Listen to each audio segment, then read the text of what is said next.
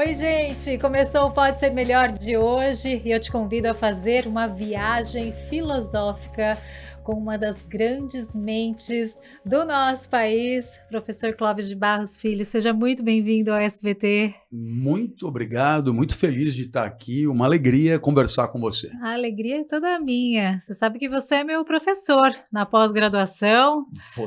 Você me falou e eu fico muito mais feliz ainda. Puxa Uma vida. delícia as suas aulas, a gente volta e volta, quer assistir de novo. E hoje, Clóvis, eu gostaria de te convidar a fazer o seguinte, a buscar junto comigo, a fazer reflexões para o nosso internauta aí que viveu um ano talvez não muito bom, sabe, que deixou a desejar e que quer que o próximo ano seja melhor. Você topa comigo? Topo, opa, é pra já. Então me fala um pouco da sua carreira. Você é um professor brilhante, ama a sua profissão, isso é, é transparente. Quando que você decidiu lecionar? Como que foi isso? Aos 13 anos, exatamente aos 13 anos, quando eu fui fazer um seminário na escola e, bom, até aquele momento na vida, tudo que eu fazia meio arrastado, meio amarrado, um pouco torcendo para que acabasse logo, né? Mas naquele dia, naquele seminário, eu entendi que havia ali uma atividade que a gente podia torcer para que continuasse, para que não acabasse mais, porque era muito legal estar ali, era muito legal, seria muito legal poder repetir, poder fazer outras vezes. Isso costuma ser sintoma de vida boa, não é? Quando você quer repetir o encontro é porque foi bom. Quando você gostaria que aquele encontro não acabasse tão cedo, é porque foi bom. Agora, quando você fica olhando no relógio, ou quando você diz, aqui não volto nunca mais, se pudesse não voltava nunca mais aqui, é sinal que aí a vida foi ruim. Então dá para a gente fazer uma triagem, uma separação da vida bacana de viver, que é aquela que queremos continuar vivendo, da vida que não é legal de viver porque gostaríamos de não vivê-la nunca mais. E ser professor é um pouco isso, é o que há de mais legal para fazer, pelo menos para mim, né? Então, Mas, qualquer Clóvis, coisa... a maioria das pessoas até concorda com você, mas não vive assim. Vive trabalhando esperando o happy hour, olhando o relógio, que horas que vai acabar, meu Deus, que horas são? E aí, o que que a gente tem para dizer para essas pessoas? Pois é, dizer que elas estão perdendo uma oportunidade de fazer do trabalho efetivamente realizado um instante de vida feliz. Ao invés de entender o trabalho como um pedágio, como uma espécie de ônus a suportar para obter uma recompensa. Porque isso é rebaixar o trabalho. Isso é apequenar o trabalho.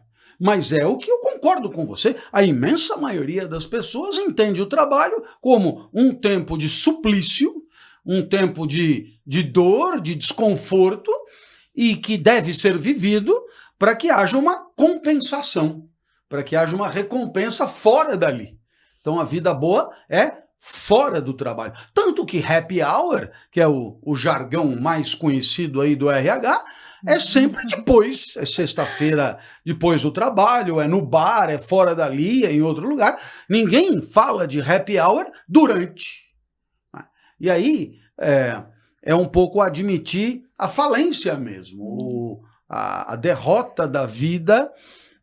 Não é feito para isso, para você ficar 40 horas sofrendo para ter direito de ter 2 ou 3 momentos de bem-estar no final de semana. Há um desequilíbrio óbvio. Qualquer um pode contar e ver que estamos levando prejuízo, está na desvantagem. Então é melhor que o trabalho ele seja parte daquele momento que seja bom de viver. E isso acontece quando nós queremos continuar trabalhando, quando nós queremos seguir adiante, quando nós queremos fazer ainda mais aquilo que fazemos. A felicidade não é um equilíbrio entre o ruim do trabalho e o bom da vida pessoal. Não. A felicidade é o bom do trabalho e o bom da vida pessoal. E é isso é possível, desde que você descubra, como atividade profissional, aquilo que você efetivamente, verdadeiramente gosta de fazer. E é um grande ingrediente para o sucesso, né? Sim, eu imagino que sim. Eu acho que talvez seja possível ser bem-sucedido detestando o que se faz. Talvez seja possível. Mas acho que deve ser muito difícil. É ruim. É ruim. Ainda assim é ruim. Porque o bacana do trabalho é o encantamento. É o encantamento com o próprio desempenho, é o encantamento com os impactos que você produz no mundo, é o encantamento com o fato de você estar transformando o mundo num sentido que te agrada, para melhor, é atribuir, portanto, um valor positivo ao próprio trabalho. Isso é que é o legal da história, né? Então, tem um pouco a ver também com o seu propósito de vida, né? Muitas vezes, o trabalho é entendido como meio econômico para a realização de um propósito fora dali, pessoal. Ou então, o trabalho é entendido como um meio que os outros vão utilizar para alcançar os seus propósitos de lucro, de ganho, de enriquecimento, etc. Mas é muito raro que as pessoas vejam no próprio trabalho um propósito para si, né? Não apenas um meio de obter um salário que permita férias bacanas, mas não um valor imanente ao trabalho. Né? O trabalho que encontra nele mesmo o seu valor e não apenas um instrumento para conquistar outras coisas. Mas aí, professor, tem uma palavra que faz parte do cotidiano das pessoas, que é o medo. E aí, como que essa pessoa que trabalha já há muito tempo, trabalhou esse ano todo em algo que não está gostando, que não gosta, quer sair, pensa em sair, eu vou começar o meu negócio próprio, ou eu vou estudar. E aí tem sempre aquela, né, aquela coisa que puxa para trás, porque é a zona do conforto, né? Zona de conforto. E esse medo, hein? O que a gente faz com ele? Como que a gente enfrenta? Como que a gente talvez enxergue ele de uma outra forma? Bem, o medo é sempre uma queda de potência que tem como causa uma situação imaginada, né? Uma situação cogitada. Nossa, se tal coisa acontecer, eu vou sofrer. Então, essa é a lógica do medo. A causa do medo está na própria imaginação. Quando você sofre diante do mundo vivido, no encontro, percebido, não há medo, há tristeza. É diferente. Então, nos dois casos, o medo e a tristeza são primos. A diferença é que a tristeza tem como causa o mundo que você encontra e o medo tem como causa o mundo que você imagina encontrar, o que é um pouco diferente, né? Então, nesse sentido, a melhor maneira de lidar com o medo é ter sabedoria para dominar os próprios pensamentos, a própria imaginação. Em outras palavras, treinar-se e educar-se para pensar coisas auspiciosas, positivas, generosas, e aí ganhar potência com isso, que é a própria definição de esperança. A esperança é o simétrico do medo. Enquanto o medo você perde potência pelo mundo imaginado, a esperança você ganha potência pelo mundo imaginado. A esperança é prima da alegria, né? Então, há muita discussão sobre o valor da esperança, mas ainda assim, ela costuma ser um bom presságio, né, para você endereçar sua trajetória. Quando as pessoas têm um trabalho, ganham um salário e têm medo de abrir mão disso em nome de uma outra coisa que lhes seja, digamos, mais íntima, mais positiva, né? Evidentemente que esse medo decorre das consequências de você abrir mão de um trabalho, que é não receber o dinheiro todo mês, e isso vem acompanhado das contas a pagar, o quanto a vida depende daquele salário que você recebe, e você abrindo mão desse salário, você não teria como honrar teus compromissos, não tendo como honrar teus compromissos, haverá uma hecatombe, e se fosse só você ainda vai lá, mas tem as pessoas que dependem de você, e que contam com você para continuar estudando, continuar se formando e assim por diante. Então, é normal que as pessoas sintam medo mesmo. É normal que as pessoas sintam medo. Então, é preciso compensar esse medo com um tipo de pensamento assim, não, se eu for para um outro caminho, não é que eu vou empatar com o que está agora. Num primeiro momento, talvez haja percalços, mas eu vou chegar muito mais longe do que eu chegaria se continuasse aqui. Por quê? Porque eu vou estar trabalhando com uma atividade próxima do que eu sou, da minha essência, aquilo que Sócrates chamava de daimon, né? O meu daimon. O seu daimon é o seu ser, é o que você é de verdade, né? É a sua essência mais profunda. É o que é fácil, diria assim, o que é fácil fazer. Às vezes uma pessoa, sei lá, tá trabalhando numa coisa que para ela não é prazerosa e tal. Aí ela vai lá e ela, sei lá, ela organiza uma casa de uma forma fácil, sei lá. E aí ela pensa, eu vou ser home organizer. Tá aí na moda, né? A gente recebeu aqui durante o ano vários. É tipo isso. Veja, se você imaginar que a minha essência maior é a de explicador, por que eu sei isso? Eu sei isso porque explicar para mim é uma atividade completamente diferente de todas as outras, com a qual eu tenho uma familiaridade muito maior do que todas as outras, na qual eu consigo um desempenho superior a todas as outras e que me deixa mais feliz do que todas as outras. Não há dúvida, eu sou um explicador. Aí temos dois caminhos. O de viver a vida respeitando essa natureza, ou de viver a vida de costas para essa natureza e respeitando, digamos, outros constrangimentos, outras pressões que costumam ser da sociedade, né? Do tipo, isso aí não enche a barriga de ninguém, ninguém ganha dinheiro com isso, isso aí, né? No caso do explicador, que acaba vivendo como professor, a palavra professor é ligada hoje a apanhar em sala de aula, quem sabe até ser assassinado em sala de aula, não ter prestígio nenhum, não ganhar nada, não ter respeito de ninguém, etc. Então, é claro, as pessoas olham, mas escuta, você está dizendo que quer ser professor, você está dizendo que você é um explicador, mas na hora de você viver, você vai apanhar muito. Então, haverá sempre esse problema, essa dúvida. Quer dizer, eu vou trabalhar na bolsa como investidor, eu vou trabalhar, sei lá, num banco de investimentos, onde talvez eu não me saísse mal, né? Ou eu vou trabalhar como explicador. Esse caminho aqui é aplaudido. Por que ele é aplaudido? Porque ele é remunerado, bem pago, cheio de bônus, de vantagens, de respeito, etc. E esse caminho aqui, por enquanto, na sociedade, ele vale muito pouco. Mas há um problema, é que desse lado eu estarei vivendo longe de mim mesmo. Eu estarei vivendo uma vida que não é a minha.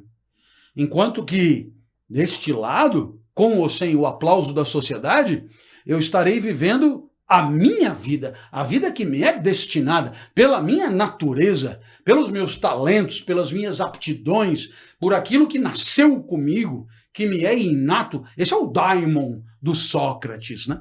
Quando Sócrates foi condenado a morrer, né? Foi condenado à morte pelo tribunal de Atenas, ele se defendeu dizendo, eu passei a minha vida ouvindo e respeitando o meu daimon. Eu nunca fiz nada que a minha natureza não pedisse para que eu fizesse. Então, seria absurdo se eu tivesse vivido de outro modo. E esse respeito ao que somos costuma ser uma variável existencial desprezada nos dias de hoje. Porque deve ser mudada. desprezada. Você vai para a escola, né? E aí é muito comum, seja a escola de base, seja a universidade, que você vá ouvindo e interiorizando que você tem que ter papéis na sociedade que a sociedade legitime, aplauda, considere bacana, etc e tal. E é muito raro, né? Muito raro mesmo, né? Que alguém chegue para você e diga, olha, apesar de todas as badalações da sociedade aplaudir umas coisas e não aplaudir outras, apesar do descaso, apesar do sei lá, é preferível apostar em você. E eu digo isso com imensa convicção. Por quê? Me formei em Direito, não exerço profissão jurídica. Me formei em jornalismo, não exerço profissão jornalística. E me formei em filosofia e não exerço profissão filosófica a rigor.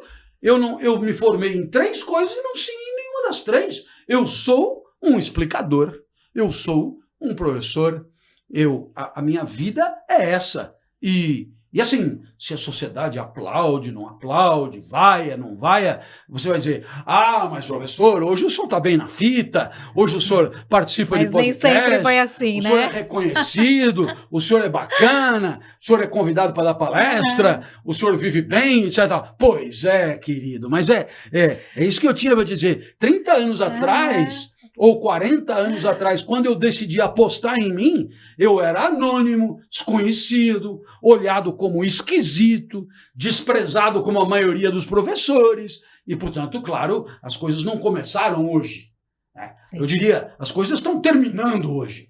Elas não começaram hoje. E é por isso que foi preciso um pouco de coragem para peitar um status quo em nome da própria natureza. Mas essa coragem, você acha que veio da onde? Veio do seu pai? Veio de algum professor? Da onde veio essa coragem?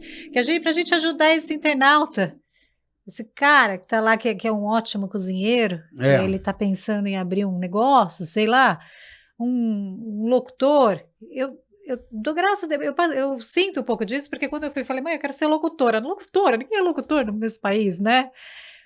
Não, mas eu quero. E assim, tem 20 anos, eu trabalho com um monte de coisas, né, nessa área. Eu amo o que eu faço, estou sempre criando. Talvez por eu gostar muito do que eu faço, a gente está sempre, né, você também, professor, sempre criando outras coisas, aproveitando oportunidades, enxergando oportunidades, né? Coisa que talvez se eu tivesse fazendo uma outra coisa, eu não chegaria. E é esse cara que ele precisa dessa coragem, professor. Bom, eu vou começar lá na primeira infância. E aí, então, você vai começar a andar, e todos nós que andamos um dia começamos a andar, e demos os primeiros passos. E aí você vê o bebê, ele se agarra no sofá e fica de pé. Aí esse alguém vira para ele, faz assim com os dedinhos e diz, vem até mim. Aí o bebê tira um pezinho do chão assim e vê que aquilo é desequilibrado, é claudicante, que ele vai se espatifar. E a pessoa diz, não vai cair, eu estou aqui. Aí o bebê dá um passo, 2 e a pessoa já socorre. E aí foram dados os primeiros passos, né? Agora nós vamos para a situação número 2. Não se empolga. Situação número 2. Eu estava na casa da minha avó, que tinha um corredor comprido ali na frente da Assembleia Legislativa aqui do estado de São Paulo, no bairro do Ibirapuera, e meu pai falou, hoje é dia de aprender a andar de bicicleta sem rodinha. Aí foi lá, tirou a rodinha e disse, vai. Eu falei, mas tomba. Ele pegou e falou, depois de uma certa velocidade, não tomba mais. Eu falei, sim, até chegar a essa velocidade, tomba. E aí eu falei, não sei não. Até chegar a essa velocidade, eu tô aqui, né? Então, pedala aí, né? Aí comecei a pedalar meio mole, e o meu pai, pedala, cara! E eu pedalando até que fui numa certa velocidade. Foi a primeira vez que eu andei de bicicleta. Então, veja, a primeira alegoria é a mãe com os dedinhos, a segunda alegoria é o pai empurrando o banco da bicicleta, o assento da bicicleta em direção a projetá-lo para frente. Terceira situação. Eu não era palestrante, eu era só professor e fui dar uma palestra aqui no HSM Expo Management Transaméricas. Eram 8.000 pessoas. E, a hora que eu cheguei, tá todo mundo no café, eu só vi 8.000 cadeiras, aquilo já me deixou mal. O meu esquema funcionava para 40, 35, sabe aquela coisa? Né? Quantas aulas ali na Casper Libero? 30 pessoas e tal, coisa. Né? Então, bom. Aí eu olhei aquilo e falaram, pode ir lá pro camarim. Eu fui pro camarim, tinha lá um senhorzinho, vestido de maneira absolutamente despretensiosa. E aí eu me sentei, ele falou hello, e aí eu entendi que não era brasileiro. Aí eu fiquei até feliz porque não ia precisar interagir muito. Aí ele perguntou quem eu era ali no programa. Aí ele falou, nossa, você vai falar antes de mim. Eu falei, que bom. Aí ele falou, sobre o que você vai falar? Eu falei, sobre ética. Aí ele, nossa! Né? Eu olhei, sem entender o porquê de tanta... Ele falou, se você foi convidado para falar para 8.000 pessoas sobre um assunto que mais ou menos todo mundo sabe do que se trata, é porque você deve ter coisas incríveis para falar. Eu olhei assim, eu falei, nossa, definitivamente não, o que eu tenho para dizer é bem trivial. E disse, eu não acredito, ele falou. Eu falei, bom, deixa esse cara xarope. Mas eu tinha, por educação, que perguntar, e você? Ele falou, não, eu vim falar de matemática. Eu falei, que legal, puxa, matemática, hein? Agora sim, eu que digo, uau, né, você tem 8.000 pessoas. Deve ser muito bom. Na verdade, eu falo de matemática, mas relacionado ao comportamento das pessoas, né?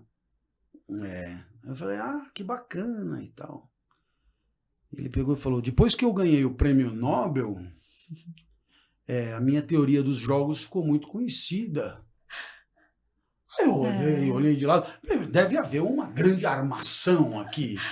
As 8.000 cadeiras já tinham me intimidado. Agora cara, prêmio Nobel. Eu peguei e falei, não, mas teoria dos jogos não é daquele cara, John Nash. Aí ele mostrou o crachá, assim, escrito tá brincando, Nash, assim. Legal. Eu falei, não! Eu falei, viu? Ele pegou e falou, não, eu vou assistir você. Depois eu volto e dou a minha palavra. Falei, não perca seu tempo, eu não tenho nada para dizer. E tal. Ele falou, não, gente do seu tipo são os piores, são os mais incríveis. Você deve estar aqui num lugar onde só tem gringo, ele falou. Só tem gringo. Você é o único brasileiro da tarde, falando de um assunto que todo mundo sabe o que é. Você deve ser monumental. Você já estava nervoso, né? Imagina. Ele pegou e falou, quando você for para lá, espera um minutinho que eu vou chegar e sentar na primeira fileira. E assim foi, o cara me apresentou, rapaz, exagerou, ei, professor da USP, representando a nossa universidade, pá. E aí, eu vi o vovô correndo assim, se sentou, aí ele botou o auricular que traduzia e ainda fez assim para mim. Aquele assim para mim, é claro que ele estava só querendo dizer, olha, pode começar que eu já cheguei. Mas aquele assim para mim foi um negócio que eu disse, pô, se esse cara veio correndo para não perder uma palavra do que eu ia dizer, e ele é o cara do filme A Mente Brilhante, dizendo, olha, eu tenho que dizer alguma coisa que presta aqui de qualquer jeito. E aí, então, eu fui que nem um louco para cima dos 8.000, né? E foi um momento muito especial do começo da minha carreira de palestrante. Então eu pergunto a você, qual é a semelhança entre a mãe e o dedinho, o pai empurrando o assento da bicicleta e o John Nash com o São os polegar de pé? motivadores da vida. São os elementos que mostram que a autoconfiança tem a sua origem no outro. Ah lá. No outro. Embora ela se chame autoconfiança, porque é a confiança que eu tenho em mim, a origem dessa autoconfiança não está em mim. Ela está sempre no outro. Alguém legítimo, autorizado, que diz, eu acredito em você. E a confiança do outro em você antecede a confiança que você tem em você. Nossa, professor, isso é essencial para a educação das Não é? crianças. Então você falou, e o que nós vamos dizer pro cozinheiro aí e tal? Eu queria ser o John Nash da sua vida profissional. Porque se você cozinha muito bem e tá batendo carimbo, por exemplo, deixa esse carimbo de lado, né? Junte um dinheirinho para não sofrer muito e acredite no seu talento de cozinheiro. Vá! Mas não entra mole, não entra frouxo, não entra para perder. Entra com o olho arregalado para arrebentar. Se tiver que ser 24 horas por dia, será 24 horas por dia. Esse é o teu sonho, o sonho de viver de acordo com o que você realmente é. Muito bom, professor. É isso. Quase me perdi, mas eu quero dizer da pandemia também. Bora. Porque a pandemia, ela nos ensinou muitas coisas para quem quis aprender, ok? Agora, uma delas, o controle da vida que a gente não tem. Yeah. E aí? O que a gente pode aprender com isso para valorizar agora, né? O agora. Pode aprender 1 milhão de coisas, mas pelo menos 2 se destacam. Tá. Né? A primeira delas é a seguinte: de fato, a vida é constituída por 2 tipos de situação. Aquilo que depende de nós e aquilo que não depende de nós. Os estoicos, eles insistiam nessa sabedoria. Se um pedaço da vida depende de você e o outro pedaço não depende de você, preocupe-se com o que depende de você. Porque o que não depende de você, por definição, não há o que fazer. Bom, isso já dá uma certa humildade, porque o seu tal sucesso, estamos dizendo claramente, não depende só da sua vontade, do seu empenho, do seu talento, da sua dedicação, porque tem variáveis que podem ser impeditivas desse sucesso. Isso é uma primeira coisa importante.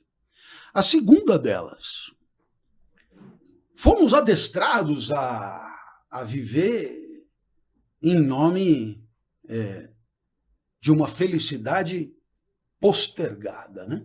Procrastinada, empurrada para o futuro. Quer ver só?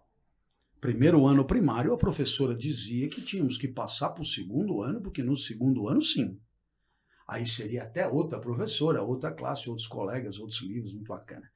Aí você diz, bom, se eu fiquei o primeiro ano dedicado a passar para o segundo ano é o paraíso. Quando você chega no paraíso, a pessoa diz, olha, nós vamos aqui fazer de tudo para passar para o terceiro ano. E assim, você entra no ensino médio para passar no vestibular. Sim. Aí você entra na faculdade para entrar no mercado de trabalho. E você entra no mercado de trabalho numa espécie de hierarquia do RH, onde o que importa é subir, subir. E assim, você vai o tempo inteiro acreditando que o grande barato da vida está para ser vivido amanhã, quando você conseguir aquilo que te convenceram ser uma espécie de condição da vida feliz no amanhã. Então agora eu convido a todos que estão me ouvindo, parem para pensar na expressão passar de ano. Pode ter alguma coisa mais indicativa de vida fracassada do que a ideia de passar de ano? Como assim passar de ano? Por que passar de ano? Não, eu quero degustar o ano, viver o ano, me encantar com o ano, adorar o ano, me maravilhar com o ano, a ponto de não querer sair do ano. Né? Eu queria dizer para a professora do primário, olha, A vida com você é muito boa. Você é uma professora fantástica. O que eu quero é continuar aprendendo com você. Tudo que eu não quero é passar de ano. O que eu quero é que esse ano não acabe nunca mais. De tão bom que ele é. De tão auspicioso que ele se apresenta hoje para mim. Mas a gente é educado não para degustar a imediatidade da vida vivida. A gente é educado para perseguir uma felicidade que sempre estará um degrau acima. Porque quando você for CFO, ainda é possível ser CEO. E quando você for CEO, ainda é possível ser o dono da empresa.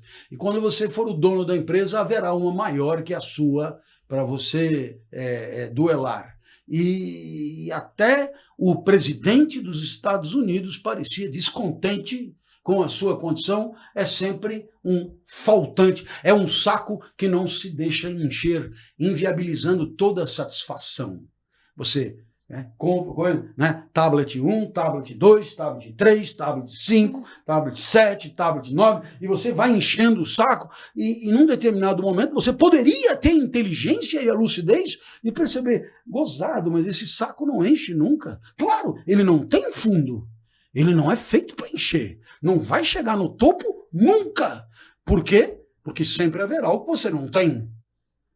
Quando você tiver o tablet 34, logo haverá o 35, o 36, o 37, o 38. E assim, evidentemente, é com todo o resto da vida. Ora, aonde estaria a sabedoria? Em ensinar a viver a vida onde ela está. Ensinar a desfrutar da vida onde ela está. Veja o caso da nossa entrevista aqui. Eu poderia estar aqui pensando, nossa, eu vou participar desse podcast, esse podcast é assistido por tantas pessoas, então aí, dessas pessoas, muitas não são meus seguidores que poderão migrar para mim, vão me dar não sei quantos likes, e aí não sei o que lá, e eu estou aqui pensando no que vai acontecer, né? Pensando no que vai acontecer. Definitivamente não como você deve perceber. Eu estou aqui desfrutando de estar aqui. Eu estou respondendo, desfrutando a elaboração da resposta. O resto não tenho a menor ideia, não tenho nem a senha para entrar, não faço questão de saber. Por quê? Porque, no final das contas, quando a vida me contempla com instantes que valem por eles mesmos, eu não preciso saber que tipo de consequência quantitativa, de adesão, etc., simbólica, de um simbolismo questionável, de número de pessoas que isso, número de pessoas que aquilo, das quais vamos nos tornando escravos e vamos cada vez mais cometendo o erro lastimável de adequar as nossas ideias e o nosso discurso àquilo que supomos ser o desejável, o que querem ouvir, o que esperam ouvir. Porque aí, claro, teremos nos tornado vítimas de um status quo de opinião do qual não saberemos nunca nos libertar. Professor, você falou de desejo, né? Estava pensando, antes do nosso bate-papo, que eu tenho um desejo, assim, vira e mexe, de querer voltar a dançar. Eu fui bailarina, aí vira e mexe, eu penso, quero voltar a dançar, porque eu não faço nada do que eu gosto, não tenho hobby, sei lá, quero voltar a dançar, tal. Mas aí, assistindo os seus podcasts e tal, me veio a reflexão, será mesmo que eu ainda gosto de dançar? Ou será que o dançar faz parte das minhas referências? E tal.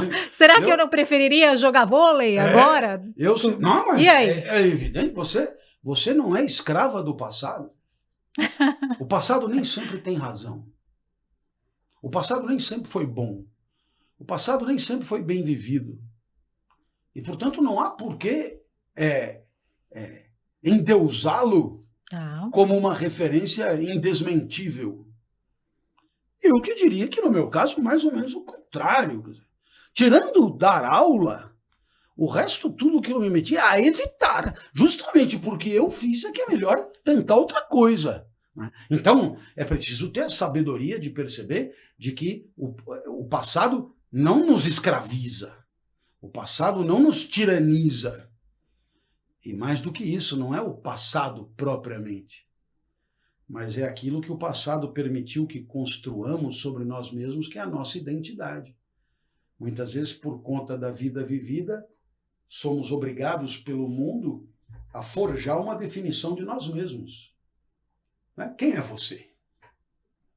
Eu digo, eu sou professor, trabalho aqui, ensino isso, ensino aquilo, me chamo tal coisa, nasci em tal... Tem aí 10 coisas que eu falo a meu respeito. Bom, são coisas nas quais eu mais ou menos acredito também, muito embora elas sejam tipo exportação. Elas são feitas para informar os outros.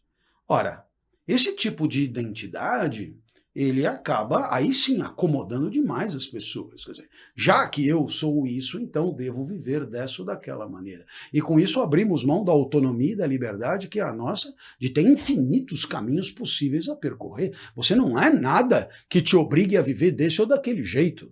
E por isso, o fato de dizer que eu sou professor poderia sugerir que eu só tenha 2 ou 3 caminhos possíveis a percorrer. Mas como eu sei que não sou, mas apenas exerço a função de, poderia estar a cada segundo liberado para escolher novos rumos, novas atividades, novos caminhos, por mais que isso, à medida que a gente vai envelhecendo, vá ficando cada vez mais custoso e improvável. Mas é um pouco isso.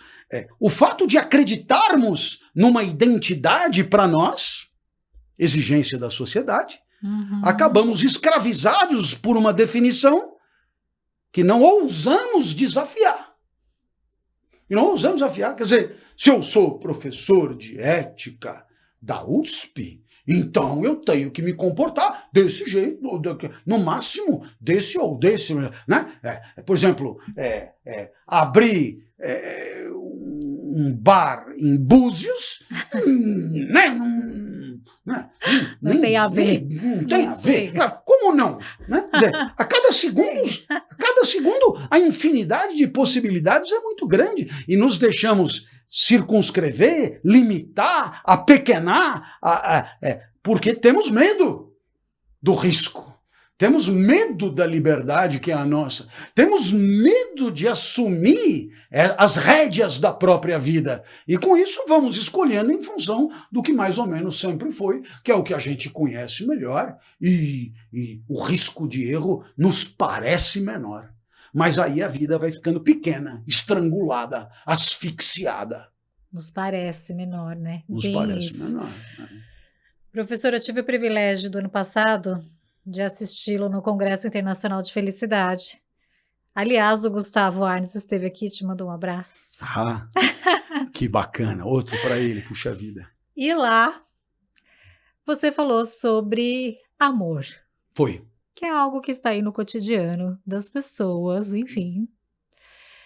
Você falou dos diferentes significados do amor e suas épocas, em diferentes épocas. Eu quero que você dê uma pincelada sobre isso, porque eu acho que é um assunto que interessa a todos. Claro. Eu estou muito convencido de que a vida sem amor, ela tem mais dificuldade de ser boa. Eu acho que a vida com amor tende a ser mais colorida. O amor é mesmo a cor da vida. Não é que a vida sem amor não exista, ou seja, devastada necessariamente. Mas as cores mais vivas, as notas mais assim, saltitantes, né, da vida estão nesse afeto, né? Eu acredito muito que o amor é um tipo particular de alegria e, portanto, de ganho de potência. O amor é quando nos alegramos, né? Mas nem toda alegria é amorosa, né? Porque no amor essa alegria vem acompanhada de uma ideia que temos da sua causa. Amamos aquilo que supomos seja a causa da nossa alegria. Então, vamos lá. Você pega um livro para ler. Esse livro te alegra. Aí você diz, puxa, o que quer dizer alegra? aumenta o tesão de viver, aumenta o eros, aumenta a libido, aumenta o elan vital, aumenta, é tudo sinônimo, aumenta a potência, a vontade de viver. E o livro, aí você diz, pô, antes da leitura eu estava com a potência X, depois da leitura eu estou com a potência Y, Y é maior do que X, eu me alegrei e o livro é causa da minha potência, eu amo o livro. Eu amo o seu livro. Alguns leitores me dizem, são 2 ou 3, Ai, mas diz. duvido, olha Diz, só. diz. Muito Humilde. bem, eu amo o seu livro, né? Com vídeo vai 4 ou 5, né? Eu amo a história do Brio, eu amo, não sei, eu reconheço em você a causa da minha alegria. Isso é um amor. Né? Isso é um amor. É claro que é preciso que tenhamos essa consciência da alegria. O hábito de trazer para a consciência os nossos afetos, porque senão amamos sem perceber. Né? E aí perdemos muito dessa graça. Né? Então, o amor enquanto alegria associada à ideia do que causou essa alegria. Pode ser uma rabada com polenta, né? Pode ser essa de Queiroz, A Cidade e as Serras. Né? Ou, por que não, Machado de Assis, Dom Casmurro. Né? Você sabe que eu já li Dom Casmurro para a FUVEST. E eu já li Dom Casmurro para mim. Porque são duas coisas completamente diferentes. Na escola me mandaram ler Dom Casmurro para passar no vestibular. Muitos anos depois, na pandemia, eu reli Dom Casmurro para mim. Nossa! A impressão que eu tenho é que eu nunca tinha lido o livro. De tamanho encantamento que agora eu me permiti e que antes eu não tinha me permitido porque ele era funcional, ele era instrumental, era só para passar na FUVEST. Depois que passou na FUVEST.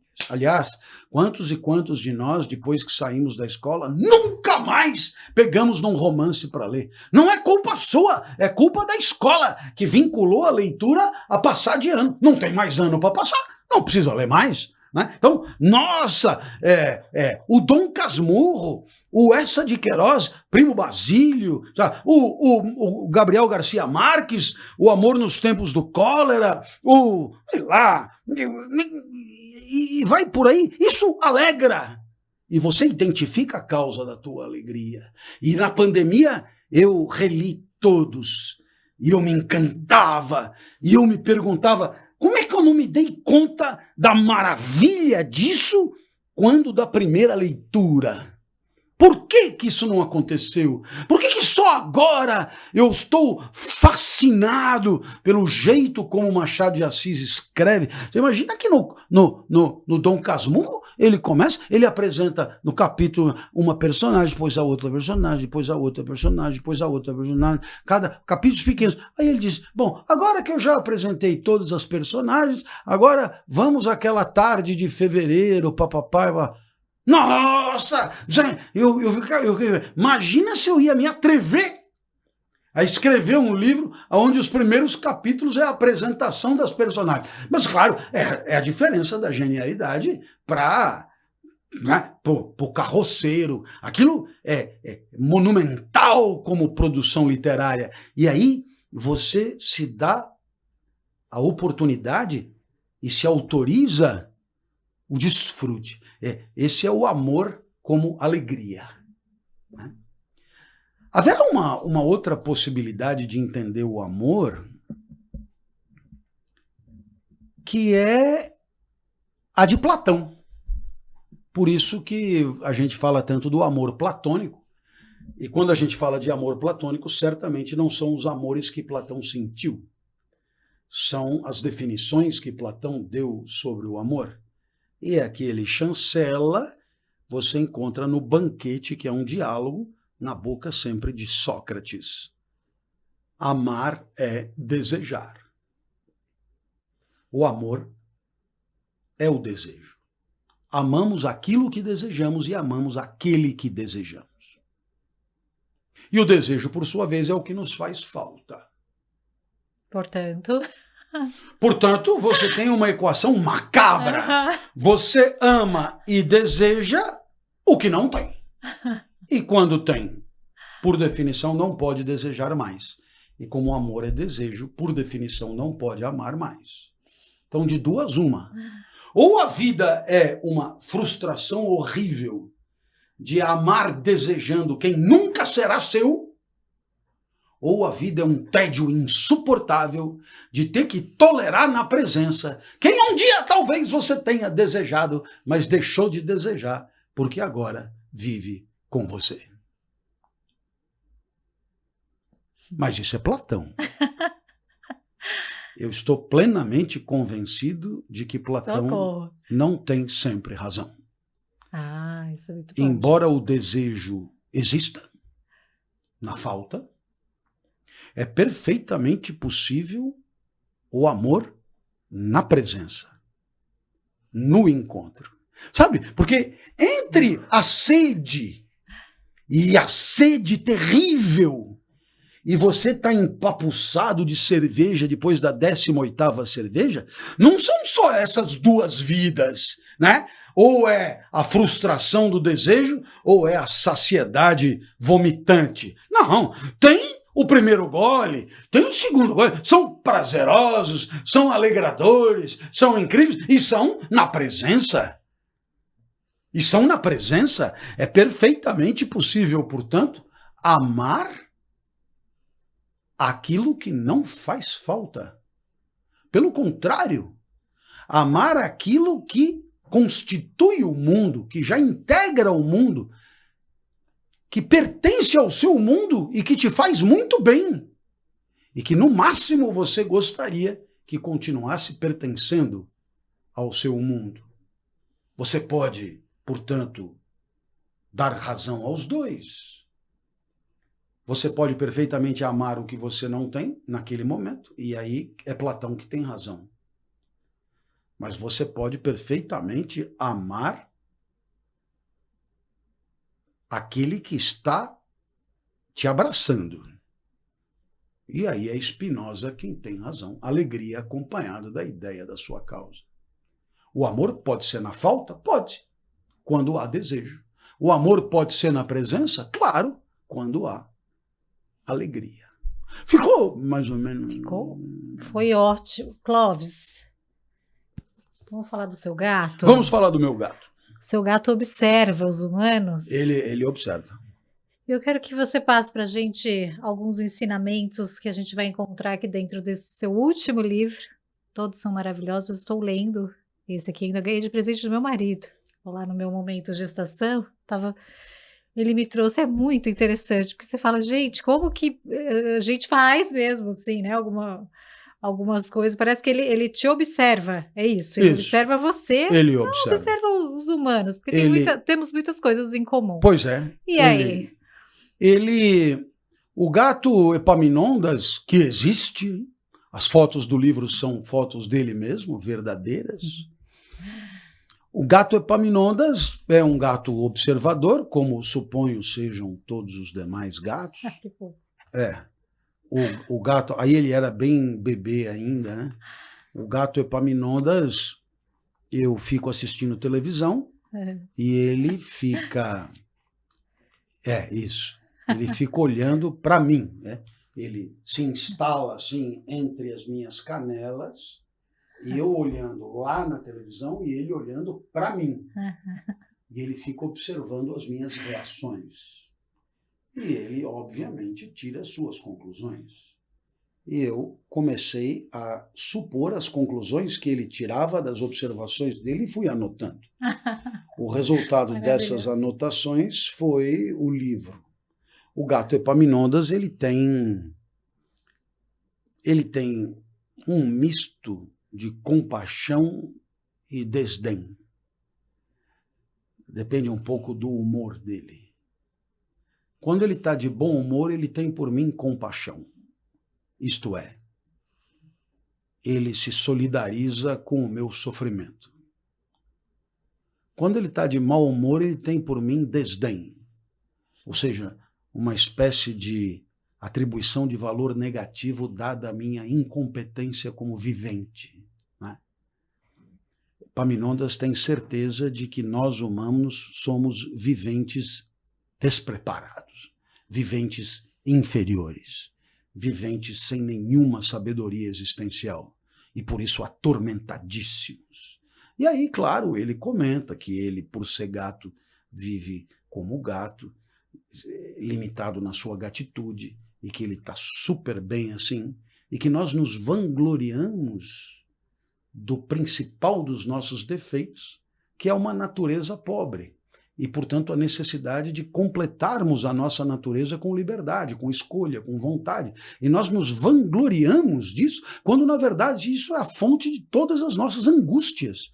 Porque se no caso dele já está tudo esquematizado, o gato vive como gato, gato come comida de gato, gato respira como gato, gato se espreguiça como gato, gato dorme como gato, gato... E não tem outra. No nosso caso, há milhões de possibilidades que decorrem de uma natureza insuficiente. Essa aceitação dele, né? Então, claro. Então, quer dizer, eu sou muito bem o que sou, enquanto que o humano que se vangloria de ser livre é um sofredor, óbvio, porque ele erra na hora de escolher. Ele erra o tempo inteiro, ele se equivoca. E aí ele comenta vacinação, pandemia, guerra, além de comentar, evidentemente, o meu próprio cotidiano, os meus atrasos, as minhas preocupações, as minhas ansiedades, que, na percepção dele, são a marca registrada do fracasso, né?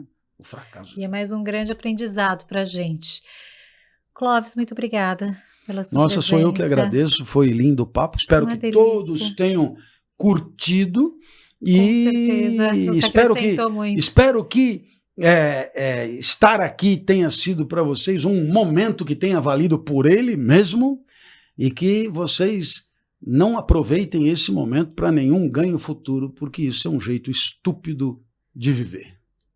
Muito bom. E a você, o meu muito obrigada por todo esse ano, por estar com a gente, fazendo essa troca especial. E a gente se vê no próximo ano, com certeza. Um beijo. Agora é hora da foto, hein, Clóvis? Opa! Ali!